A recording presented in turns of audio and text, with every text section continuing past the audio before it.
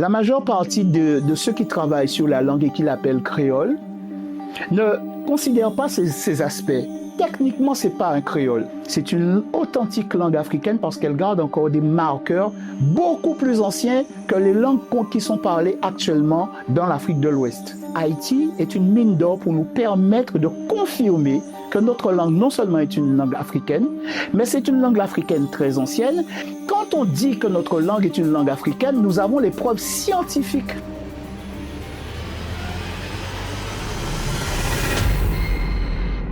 Bonjour, bonsoir à tous. Je reçois Jean-Luc Divial, dit Diolo, pour parler du créole. Alors, Jean-Luc Divial Diolo, je l'ai déjà reçu pour parler. En fait, nous avons eu un débat assez passionnant sur les secrets de Baby Doc, effectivement. Baby Doc qui consultait des Hongans sur sa destinée, sur son destin à la tête du pays. Donc aujourd'hui, nous allons parler du créole. Et effectivement, avec cet auteur passionnant, et je rappelle que Diolo est avant tout un journaliste, un écrivain, un chercheur indépendant, et qui a beaucoup travaillé sur les créoles, qui a une thèse assez originale. Et je me rappelle, j'avais fait une émission sur un auteur haïtien, un poète, Charles-Fernand Pressoir, effectivement, qui avait une thèse assez originale sur le créole, qui disait haut et fort que le créole est une langue africaine. Alors, je pense que notre ami Diolo n'est pas très loin de cette thèse. Il va nous dire si c'est vrai ou pas. D'abord, bonjour Diolo et bienvenue à nouveau sur Haïti Inter. Merci beaucoup, mon très cher, et je salue Haïti Inter et aussi tous ceux qui nous feront l'amitié de regarder avec plaisir cette émission. Voilà. Alors, je dis effectivement tantôt que c'est votre, c'est votre thème de prédilection, à savoir la langue. Oui. Alors, d'abord, est-ce que vous pouvez nous dire, pour vous, c'est quoi le créole? Comment vous définiriez le créole? Alors, ceux qui me connaissent très bien savent que ce n'est pas le terme que je mets en valeur. Le terme créole, c'est un terme que je réfute. Mais ce n'est pas une réfutation idéologique. C'est techniquement que la question doit être abordée. Les définitions qui sont données du créole, c'est de dire que c'est le fait que plusieurs peuples aient été amenés à vivre ensemble et que donc pour un besoin de compréhension, ils ont développé ce qu'on appelle un pidgin, c'est-à-dire une langue simplifiée dont l'origine et la base serait une langue européenne, le français, l'espagnol, l'anglais. Or, on dit d'ailleurs, on dit que le créole, par exemple le créole haïtien, est à base lexicale française. C'est une définition qui nous vient d'un aîné qui s'appelait Fernand-Charles Pressoir, qui a été reprise sans citer les sources par un autre linguiste de Martinique, et depuis on parle de langue à base lexicale. Mais notez bien qu'aucune langue ne peut se définir uniquement par son vocabulaire. Si on prend le vocabulaire, uniquement le vocabulaire en compte, on n'a pas encore la définition et on ne peut pas encore statuer sur l'origine d'une langue. Il faut dire les choses techniquement. Notre langue, ce n'est pas une langue simplifiée. C'est une langue extrêmement riche, mais c'est le défaut de connaissance et le défaut de méthode qui entraîne cette confusion qui ne nous permet pas d'aboutir à une définition claire. Alors moi, ce que je vais dire, c'est que c'est une authentique langue africaine, donc je dépose dans le même sens que Fernand-Charles Pressoir, mais en apportant les preuves scientifiques qui n'existait pas du temps de Fernand-Charles Pressoir, 1949, et qui démontre que non seulement c'est une langue africaine, mais on peut identifier son plus ancien ancêtre connu, qui est l'égyptien de la période pharaonique. Des éléments que nous utilisons encore aujourd'hui dans notre langue sont apparus dès la 4e, 5e dynastie en Égypte. C'est la période où on construit les pyramides. Alors, je fais ce parallèle pour permettre à tout un chacun de se situer, que nul ne voit à travers cette contextualisation la volonté de m'associer à la construction des pyramides en disant « ouais, nous étions forts et tout ça, nous avons construit les pyramides ». C'est pas de ça qu'il s'agit. Je vois à quoi vous faites allusion. D'accord.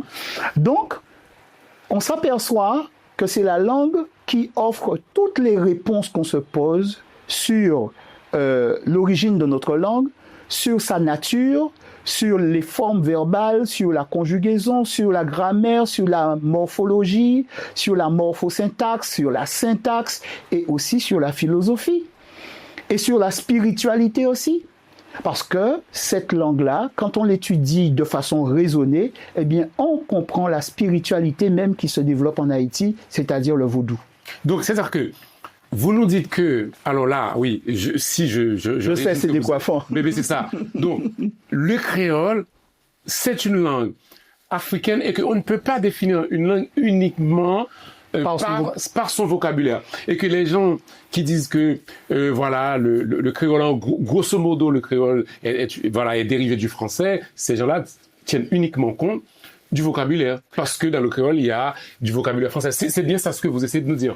Absolument. Et je vais vous dire, prenez toutes les définitions. Créole, pidgin, sabir.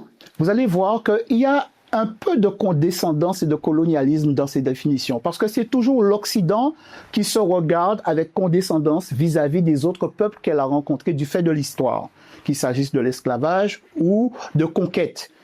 Or, le fait principal de la langue, ce n'est pas la langue de l'envahisseur, c'est la langue des autochtones. Donc, si on veut faire un travail conséquent pour comprendre la nature d'une langue, on est obligé de s'intéresser à la langue de ces peuples qui ont été opprimés. Notre langue, c'est une langue africaine qui subit la domination d'un modèle occidental français, anglais, espagnol, suivant le lieu où on considère la forme de la langue. Pourquoi je le dis?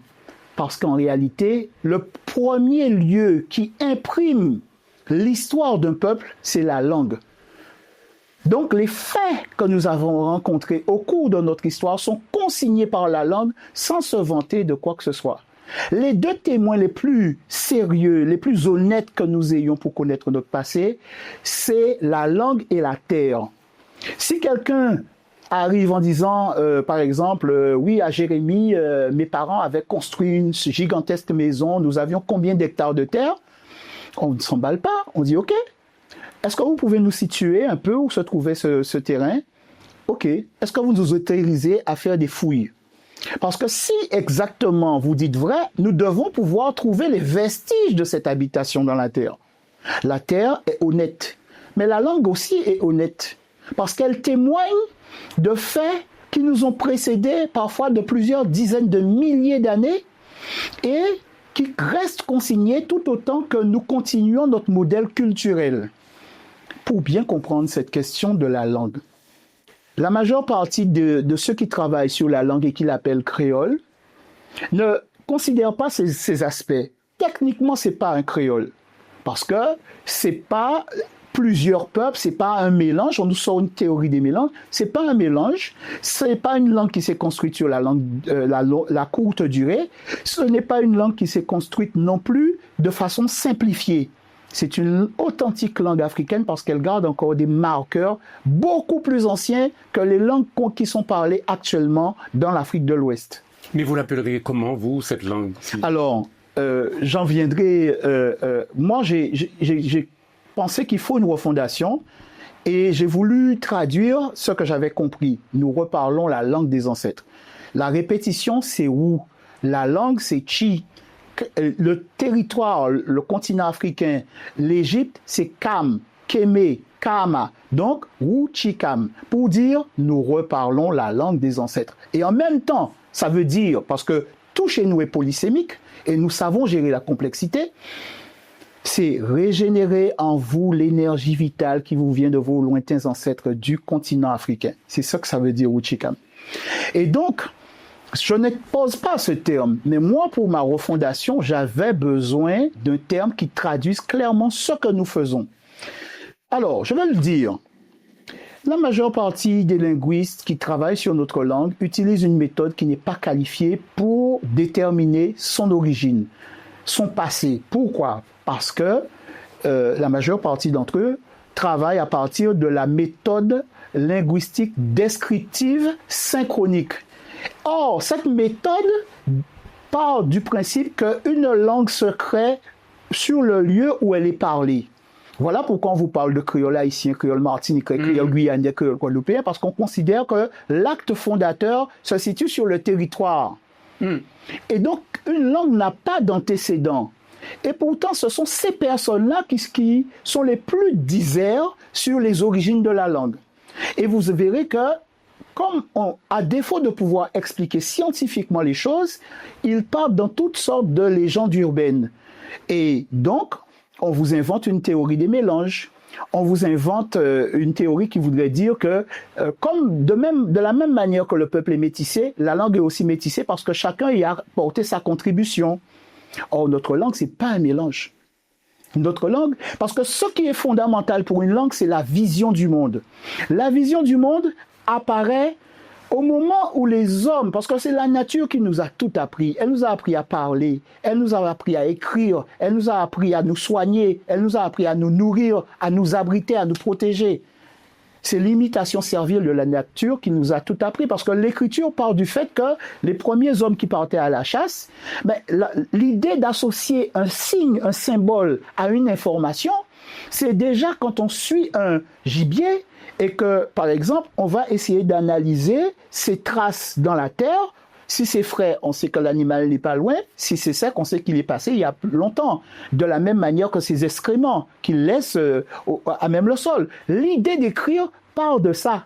Justement, alors, parce que là, c'est passionnant, tout ce que vous nous dites là, mais on peut vous dire que tout ça, c'est de la théorie, mais est-ce que vous êtes allé chercher vraiment, dans la pratique, des cas concrets pour nous dire, oui, le créole, ce qu'on appelle, en tout cas, le créole, n'est pas quelque chose qui est né, par exemple, dans la colonie, etc. C'est quelque chose qui existait déjà, etc. Est-ce que vous Alors, vous posez une très bonne question.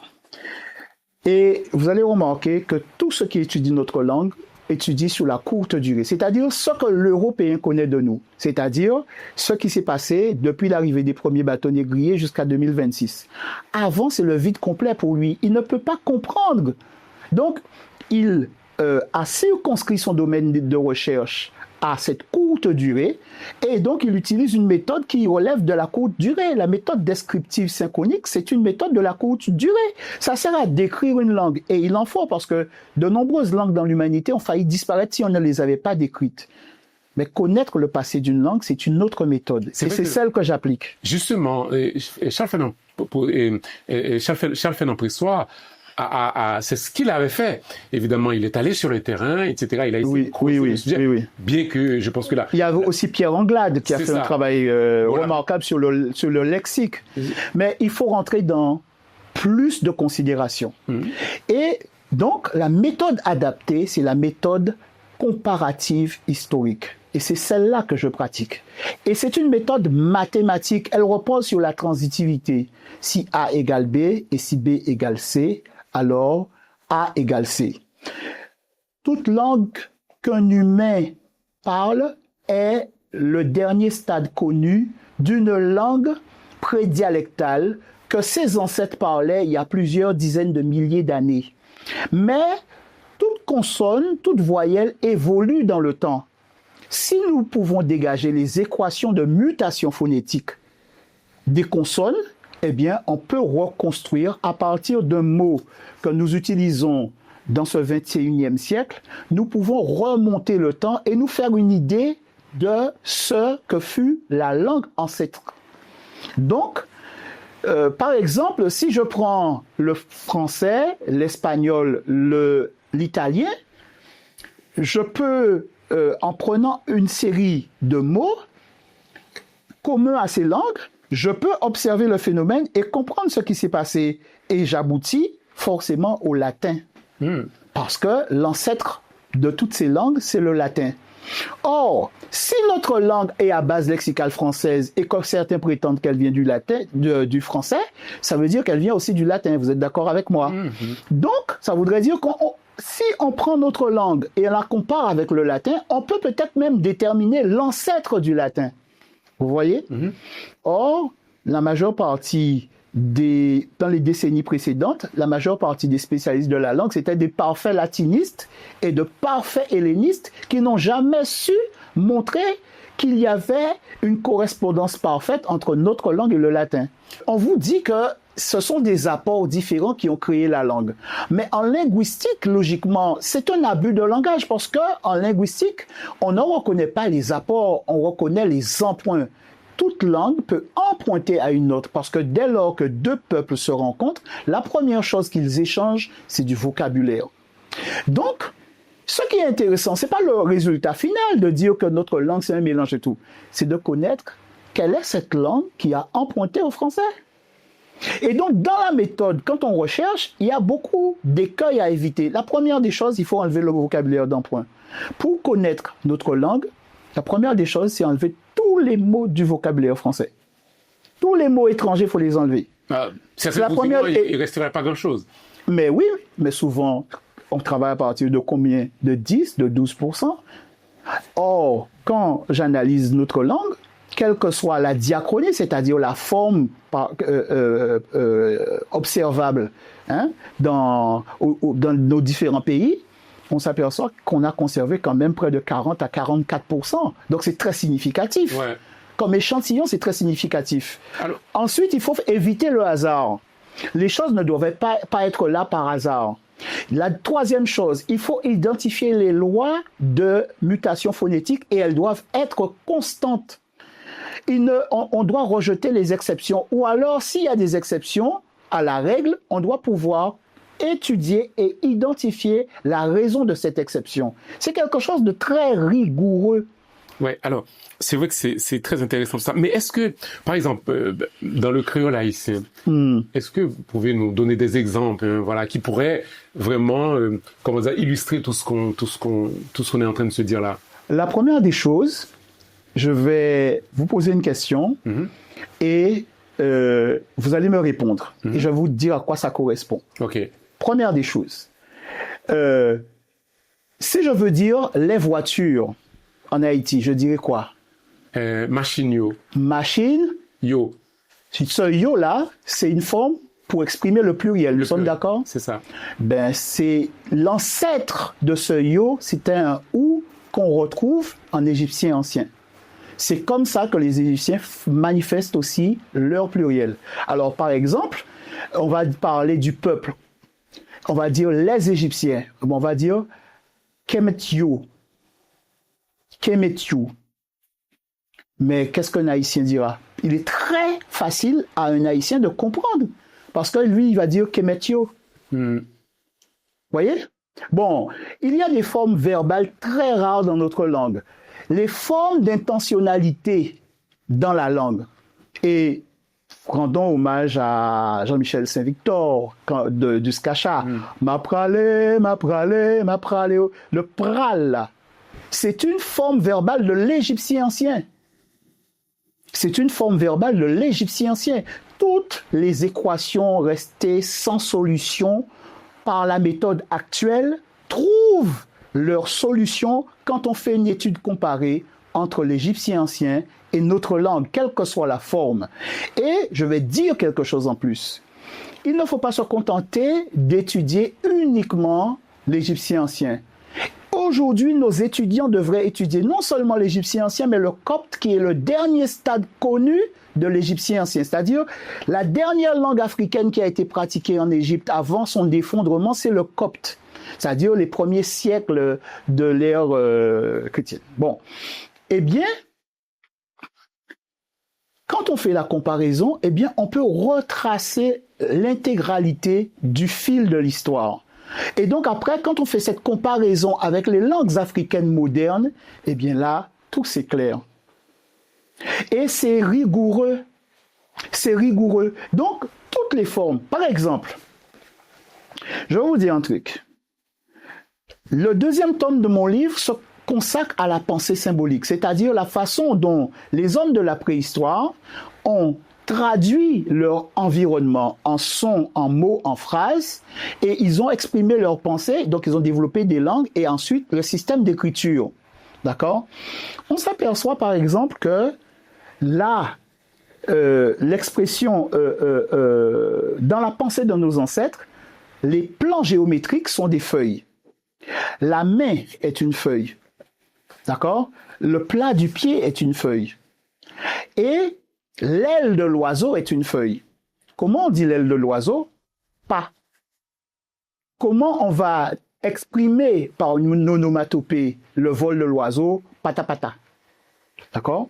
Et c'est ce qui va nous donner le nom de la sandale. Comment on dit la sandale en Haïti? Zèle, sapate. Vous voyez que l'aile de l'oiseau est restée Haïti est riche parce qu'il va nous donner l'information. Non seulement il relie dans l'expression le nom de la sandale à l'aile, comme les Égyptiens le faisaient, mais en plus il nous donne le mot sapate. Vous voyez? Et qui est aussi le nom de la chaussure dans les langues de la cuvette congolaise. Donc, vous voyez qu'on a une double information, ce qu'on appelle un syntagme miroir, une association entre deux mots de langues différentes, mais le lien qui les unit, c'est le fait que chacun d'entre eux signifie la même chose. L'un est le miroir de l'autre, l'un est le jumeau de l'autre. Et donc, vous voyez que c'est ça aussi qui va nous donner le démonstratif de la langue. Pas. C'est vrai que là, sur cet angle-là, effectivement... Pas et les démonstratifs, sans vous couper, oui, pardon. Les démonstratifs de notre langue, c'est pou, pas et ta. Alors que, par exemple, dans les langues européennes, les possessifs sont clairement affichés, par exemple, mon, ma, mes, en français, il n'y a pas de terme équivalent dans nos langues, mais en égyptien ancien non plus. Par contre, la règle de constitution du possessif est la même. On va suffixer un pronom personnel, sujet, à un démonstratif, c'est-à-dire pour, pas et ta. Donc, je peux dire c'est pour moi, pour dire c'est le mien. Mm-hmm. Je peux dire c'est pam. Et par exemple, si je suis en Guadeloupe, je peux dire c'est tant moins. En Martinique, ils peuvent dire c'est ta moins. Mais ce sont les démonstratifs de l'égyptien ancien. Et la réflexion est partie de la feuille, de l'aile. Et comme ma main est une feuille, ce qui est dans la feuille appartient à la feuille. Voyez-vous? Et en plus de ça, le ta, c'est aussi un mot qui veut dire saisir. Donc, ce que j'ai attrapé par la main devient le mien. Donc, je peux dire tant moins, je peux dire tao, et il y a des formes qui sont similaires. Par exemple, pour dire le nôtre en égyptien ancien, on dit pas nous. Comment on dit en Haïti? Pas nous, c'est ça. Voilà. Donc, vous voyez que malgré les millénaires qui se sont écoulés, la forme du possessif de l'égyptien ancien a perduré dans le temps. Et pourtant, il y a eu des migrations sur le continent quand l'Égypte s'est effondrée. Il y a eu le phénomène des traites arabo-musulmanes, plus les traites européennes. Il y a eu toute l'histoire d'Haïti. Et qu'est-ce qu'on voit? Eh bien, Haïti est une mine d'or pour nous permettre de confirmer que notre langue non seulement est une langue africaine, mais c'est une langue africaine très ancienne. Et je vais vous dire quelque chose. Parmi toutes les langues africaines, nous appartenons à ce qu'on appelle un phylum, c'est-à-dire une branche, un rameau très rare. Notre langue est sur un rameau où on a l'égyptien ancien, le copte, le haoussa et nous. Pourquoi? Parce que dans notre langue, la deuxième personne du singulier du pronom personnel sujet est double. Il y a une façon de dire tu quand je m'adresse à une femme et il y a une façon de dire tu quand je m'adresse à un homme. Quand vous dites par exemple c'est comme toi et qu'on dit c'est tant coup, le coup là en réalité ça veut dire l'homme, mais ça veut dire aussi toi. D'accord? Donc, il y a un préfixe devant. Bon, mais c'est ce coup-là qui, en perdant sa consonne préfixe, a donné le ou de notre langue. Parce qu'à l'origine, coup, c'est la demi-calebasse. Et c'est comme ça que l'Égyptien écrit tu quand il s'adresse à un homme. Par contre, quand il s'adresse à une femme, il va dessiner une boule de tom-tom. Et tom-tom, en réalité, c'est une façon de nommer la femme. Parce que en Afrique, jusqu'à maintenant, ça s'appelle le to. Mais to, c'est le nom de la femme. C'est le mot qui veut dire femme. Et en Égypte, on disait tout. Chez nous, on a une expression pour désigner la femme qui a vraiment beaucoup de caractère, beaucoup de poigne. On dit que c'est une atou femme. Mais le atou en question là, vient du nom du tom-tom, vient du nom du to. c'est comme ça que nos ancêtres ont transcrit la parole, parce que l'Égyptien ancien, le scribe, ce qu'il veut, c'est que vous prononciez le mot. Donc, si vous connaissez, c'est ça, c'est votre culture, en prononçant le mot, vous faites pas une métaposition, vous faites une homophonie, c'est-à-dire en disant to pour désigner le tom-tom, vous dites aussi le nom de la femme, et vous dites aussi tu. Vous voyez?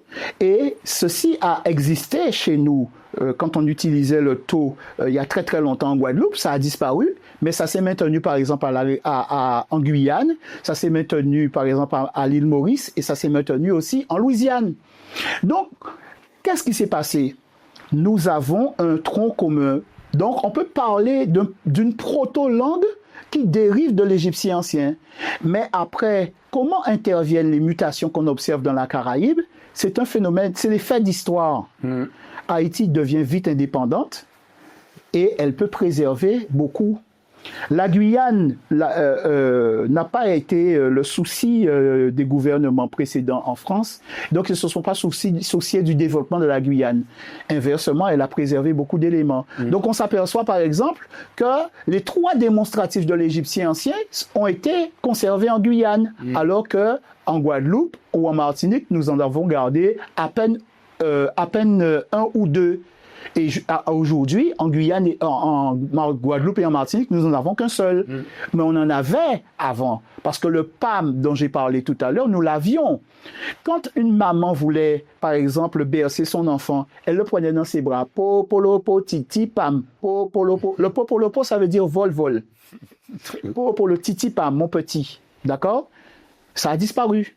Et aujourd'hui, il nous reste que le ta. Bon, on peut aussi expliquer les différences observables, par exemple, entre la Réunion, Haïti, la Guadeloupe, la Martinique. Parce qu'il y a une équation qui est relevée par le professeur Théophile Obenga dans son ouvrage sur les langues négro-africaines, l'introduction à la linguistique comparée africaine. Il explique qu'à la 4e, 5e dynastie, le son I va muter et devenir un A, et ensuite il va devenir un an. Mais c'est aussi le mot pour dire le pronom personnel, comme nous l'avons chez nous. Mais c'est un pronom verbe, parce que c'est à la fois un pronom et c'est à la fois un verbe, le verbe être. D'accord? Donc, la première des choses, c'est qu'on s'aperçoit que si en Martinique, je veux dire je t'aime à une femme, je dirais m'en aimant. Donc, je sais que c'est le I qui est devenu un A et qui a donné un an. Mais à la Réunion, qu'est-ce qu'on dit? Mi amaou. Donc, je sais que la Réunion a conservé le premier stade. Et je sais que dans certaines langues africaines, c'est ma. D'accord? Et j'ai une camarade togolaise, justement, dans sa langue, c'est le ma. Donc, je sais qu'il y a une continuité linguistique qu'on peut retracer. Ouais, c'est passionnant ça, parce qu'en fait, les linguistes, normalement, ils expliquent tout ça par le fait que c'est des éléments voilà, c'est une machine à laver qui a tout à deux. Effectivement, c'est des éléments qui ont été conservés, par exemple, dans le vaudou. On explique ça aujourd'hui, que c'est des éléments qui ont été conservés. Mais cette explication passionnante que vous venez de donner là, par exemple, par rapport à tout ça, ça nous montre que c'est pas une question uniquement de vocabulaire, mais il faut s'intéresser aussi à la civilisation, à l'histoire. Exactement. On est obligé d'être des polymathes. Et il faut la rigueur scientifique. Vous verrez que le premier écueil qu'il faut éviter quand on étudie la langue est justement celui dans lequel tout le monde plonge. C'est-à-dire d'utiliser ce qu'on appelle les correspondances de surface. C'est-à-dire que on voit un mot dans une langue régionale française qui ressemble à un mot de notre langue et qui veut dire quasiment la même chose, et on en déduit que notre langue vient de cette région. Rien n'est plus faux. Vous pouvez jouer à ce jeu-là avec n'importe quelle langue de le monde, vous allez toujours trouver des correspondances. Ça s'appelle des correspondances de surface. Et bien dans la méthode comparative, il faut écarter cela. Parce que déjà, quand vous faites ce type de comparaison, vous allez vous apercevoir que les langues africaines sont polysémiques. Par exemple, le mot pour dire « tiens », quand on dit, par exemple, je ne sais pas si c'est la même chose en Haïti, mais si je veux donner quelque chose à quelqu'un, lui offrir, je dis « mi ». D'accord? C'est presque la même chose. En créole, là, ils sont dit « mais ». Oui, c'est la même chose. C'est la même chose. C'est les mutations phonétiques simplement qui expliquent la différence. Donc, ce mais-là, c'est le mi de l'égyptien ancien, premier stade, rappelez-vous, qui commence par un i, d'accord? Et c'est représenté par un bras qui offre un œuf d'autruche, qui est un objet précieux, d'accord? C'est comme ça que ça s'écrit en hiéroglyphe, d'accord? Donc ça veut dire que vous êtes capable de lire votre langue en hiéroglyphe, d'accord? Bon. Mais certains vont vous dire que ça vient du français « mais ». Sauf que dans l'égyptien ancien, le mi, ce n'est pas simplement « tiens », c'est aussi « vois », « regarde ». Et donc si la comparaison ne remplit pas les deux fonctions de mi, ça veut dire que ce n'est pas génétiquement apparenté. Or, qu'est-ce qu'on constate? Je peux dire « mi pour », mais je peux dire aussi « mi chatla qui a passé par là ». Donc, ça veut dire que notre langue souscrit aux deux acceptions du mi égyptien. Et en plus, le mi devient un ma, qui est le verbe voir. Donc, parfois, pour nommer quelqu'un qui est trop curieux, qui se mêle un peu trop des affaires des gens, chez nous, en tout cas, on va dire que c'est un mako. Mais on ne sait pas pourquoi on dit ça. Alors que ma, c'est le verbe voir, et que ko, c'est le phonème qui désigne l'être humain. Donc, un mako, c'est quelqu'un qui surveille, qui observe, qui épie. Vous voyez? Donc, c'est pourquoi je vous ai dit qu'on peut reconstruire et on peut même se faire une idée du stade à partir duquel le mot qu'on prononce dans la langue, on l'a prononcé. Donc, c'est quelque chose de très rigoureux, de très scientifique.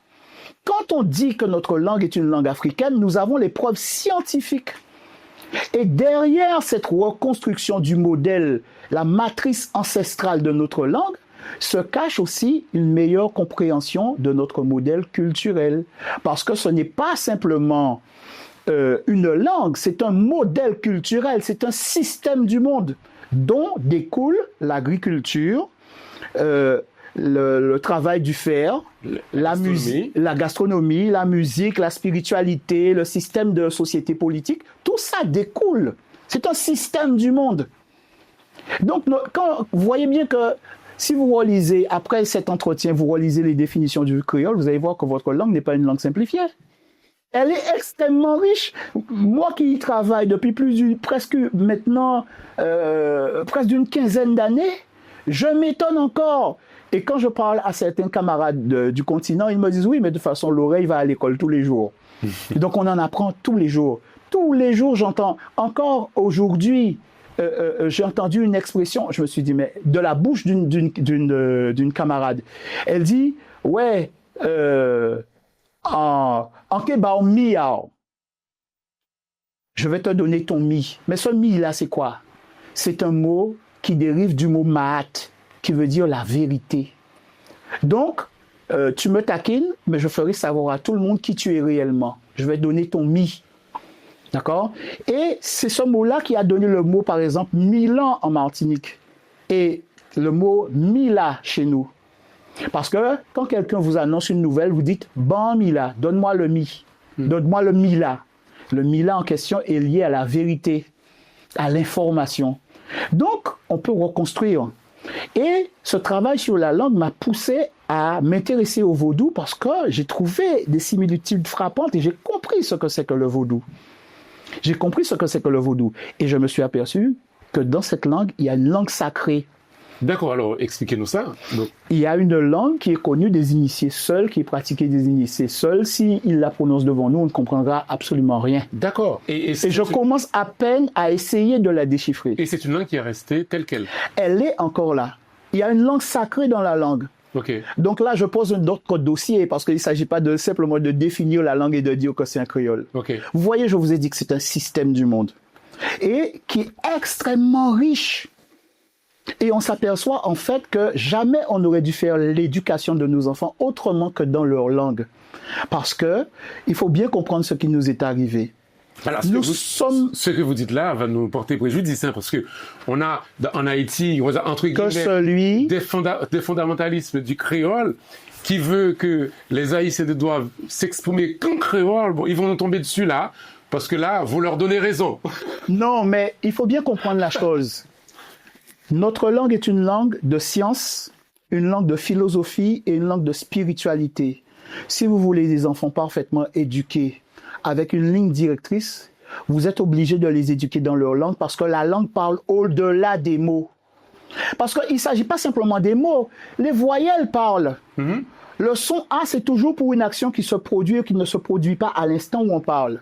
Le son est dans un mot et j'invite tous ceux qui pourraient contester ce que je dis à vérifier ce que je dis. Allez voir dans le dictionnaire Vilsain. Mm-hmm. Vous allez voir que les mots qui sont authentiquement africains dans la langue haïtienne, chaque fois qu'il y a un « et », c'est pour connoter quelque chose qui se trouve à distance. Mm-hmm. Déjà chez nous, on dit en quai pour parler du futur, mais on dit en té pour parler du passé. C'est vrai. Parce que la vie est un cycle. Et vous voyez qu'on entre en philosophie tout de suite. Tout de suite, c'est vrai. Bon, ensuite, le son O, c'est le son qui est lié aux êtres vivants, à l'homme, parce que c'est une énergie qui part de son point d'origine et qui s'élève exactement comme un arbre. Le son O, c'est pour tout ce qui est à l'état de latence, pour tout ce qui est un peu caché, discret, secret. Voilà pourquoi on parle de Bokono. Vous voyez, l'initié qu'on ne voit pas forcément, mais qui agit dans l'invisible. D'accord? Ensuite, nous avons le I. Le I, c'est tout ce qui est intérieur.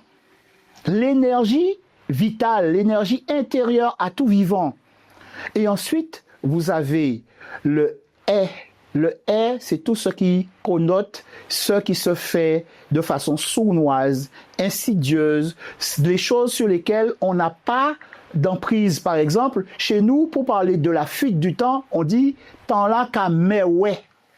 On n'a pas d'emprise sur le temps. Et ensuite, vous avez le ou, et le ou est toujours associé à l'invisible ou aux divinités ou aux ancêtres. Voilà pourquoi dans les langues congolaises, pour désigner les ancêtres, on parle de Bakulu. Mais dans les mêmes langues, on peut désigner aussi le divin sous le nom de Mukulu, qui est le nom du faucon, parce que la divinité est associée au faucon. Vous connaissez les grands mythes égyptiens, Horus. Mais c'est ce Mukulu-là qui a donné Michael et qui a donné Michel. Donc, le fameux ange Saint-Michel, c'est Dieu lui-même. D'accord. Vous voyez? Bon, je reviens sur un truc très rapidement. Quand j'ai parlé du pronom qui est un verbe, le « en », il y a une phrase très énigmatique dans la Bible. Quand dans le texte, Dieu envoie Moïse en mission près de Pharaon, il dit « va lui dire que je suis ton voix ». Mais c'est parce que c'est un texte qui, à l'initial, était un texte africain et qui ne se comprend que dans les langues africaines. Parce que quand moi je dis « en », je dis « je », mais je dis aussi « je suis ». Et donc, dans ma langue, je pourrais dire « Heidi, c'est moi qui voyais » ou bien « Heidi, envoyé ». Je suis. Vous voyez, ça a été mal traduit. Donc voilà. Moi, je m'adresse à la jeunesse. Si vous voulez faire des recherches et trouver et faire des découvertes et déposer des thèses vraiment fertiles, je vous encourage à vous intéresser à la méthode comparative historique. C'est celle-là qui va vous permettre de réaliser des bonds de géant dans la meilleure compréhension de notre langue. Tout à fait. On est d'accord. Et c'est passionnant, hein, c'est passionnant. J'espère que effectivement les gens qui nous écoutent effectivement pour commenter, et aussi s'il y a des linguistes effectivement commenter. Je sais que les linguistes haïtiens sur cette question-là, ils sont, je dirais même pas divisés. C'est pas une question qui fait débat parce que Charles Fernand Prissoir, je pense que c'est un auteur effectivement qu'on considère pour les linguistes haïtiens comme une espèce de brebis égarée, donc etc. Donc c'est bien que effectivement que il a eu raison avant tout le monde. Il a eu raison avant tout le monde, vous dites. Mais il n'avait pas la méthode, il n'avait pas usé de la méthode comparative, sans quoi je pense qu'il n'y aurait pas eu débat. Et okay. Haïti aurait été pionnière en matière de connaissance de la langue. D'accord. Mais malheureusement, c'était encore l'époque où on utilisait la méthode descriptive. D'accord. Et aujourd'hui, nous sommes passés à un autre stade. Et donc, le débat ne doit pas se faire dans des simples polémiques sur les réseaux sociaux. Le débat doit rester scientifique, il doit être débattu à l'université. Donc, que celui qui conteste les faits qui sont avancés prenne la craie et aille au tableau. Voilà. Justement, voilà. Bon, merci beaucoup, merci Jean-Luc Diolo, parce que ça c'est. Alors, je rappelle, quand même, notre ami, il a écrit, voilà, on va dire un livre. Tome 1 et tome 2. Tome 2, ça s'appelle Wusikam. Donc, oui. Le premier tome, c'est Origine égyptienne de la langue dite créole, décryptage hiéroglyphique de nos us et coutumes. Donc, comment les hiéroglyphes nous aident à décrire et à comprendre nos traditions. Et le deuxième tome est consacré à la pensée symbolique. Comment nos ancêtres sont partis de la pensée symbolique africaine et comment cette pensée symbolique africaine a permis l'émergence de notre langue. Et donc, en exposant la méthode correcte de recherche dans l'ouvrage, on part à la recherche de la langue fondamentale. C'est-à-dire celle qui a permis l'émergence de ces différences qu'on observe dans notre langue. Mais il ne faut pas vouloir agir comme un Européen et chercher la singularité, une langue unique qui a muté. Dès l'Égypte, il y avait déjà plusieurs façons de parler l'égyptien. Et c'est exactement le même phénomène que nous avons reproduit par des faits d'histoire. Justement, voilà. Mais je vous encourage vraiment vivement à lire ces livres. Déjà, si vous êtes linguiste, effectivement, et que je pense que ça va bousculer un peu vos certitudes. Et puis, si vous êtes un passionné et sur ces questions-là, voilà, procurez-vous ces deux ouvrages passionnants. Merci Diolo d'avoir accepté cette discussion avec nous. C'est mon plaisir. Voilà, merci beaucoup. Et puis, à bientôt, j'espère. À très bientôt. Et bon courage aussi à Haïti Inter, parce que vous faites un travail remarquable que depuis Guadeloupe, j'apprécie. Merci beaucoup. Merci à vous, chers amis. À bientôt pour une autre émission. Au revoir.